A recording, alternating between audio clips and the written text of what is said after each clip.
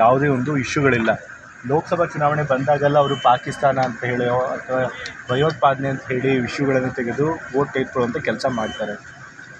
ಹಲವಾರು ಚಾನೆಲ್ಗಳು ಹೇಳಿದ್ದಾವೆ, ಅಲ್ಲಿದ್ದಂಥ ರಿಪೋರ್ಟರ್ಸು ಹೇಳಿದ್ದಾರೆ ಅಲ್ಲಿ ಪಾಕಿಸ್ತಾನ ಜಿಂದಾಬಾದ್ ಘೋಷಣೆ ಕೂಗಿಲ್ಲ ಅಂತೇಳಿ. ಆದರೂ ಕೂಡ ನಮ್ಮ ಸರ್ಕಾರ ಫೋರೆನ್ಸಿಕ್ಸ್ ಲ್ಯಾಬೊರೇಟ್ರಿಗೆ ತನಿಖೆಗೆ ಕಳಿಸಿದೆ, ಪರೀಕ್ಷೆಗೆ.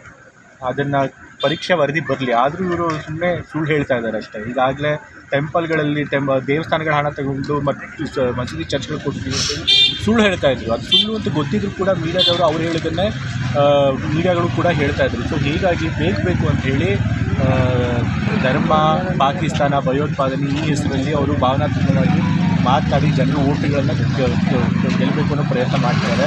ಆದರೆ ಭಾರತ ದೇಶದಿಂದ ನಾವು ಒಮ್ಮೆ ಕೂಲ್ ಮಾಡ್ಬೋದು, ಪ್ರತಿ ಸಾರಿ ಅವರು ಪ್ರೆಸೆಂಟ್ ಮಾಡೋಕ್ಕಾಗೋದಿಲ್ಲ. ಈ ಸರಿ ಜನ ಎಚ್ಚೆತ್ತುಕೊಂಡಿದ್ದಾರೆ. ಯಾರು ನಿಜವಾಗ್ಲೂ ಜನರ ಇಶ್ಯೂಸ್ ಬಗ್ಗೆ ಮಾತಾಡ್ತಾರೆ. ಸರ್, ಲೋಕಸಭೆಯಲ್ಲಿ ಎಷ್ಟು